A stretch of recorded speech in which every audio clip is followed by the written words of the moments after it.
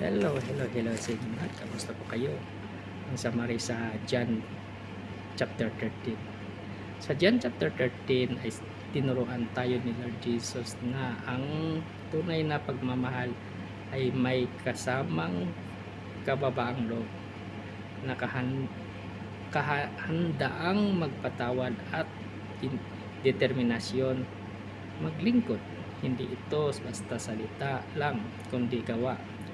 Ang bagong utos niya ay hindi lang bagong batas, kundi bagong puso na handang magmahal gaya ng kanyang pagmamahal. Ano ang aplikasyon dito sa ating talata? Tanongin natin ang ating sarili. Nagmamahal ba tayo sa ating kapatid o sa sa pananampalataya gaya ng pagmamahal ni Lord Jesus Christ? Marunong ba tayong magpakumbaba, magpatawad at maglingkod? Huwag tayong maghintay ng perfect na pagkakataon. Simulan na natin ngayon isang simpleng text, tawag, prayer o tulong sa kapwa. Ayan.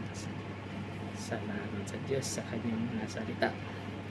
Ingat po lagi at ugaliin manalangin araw-araw. God bless!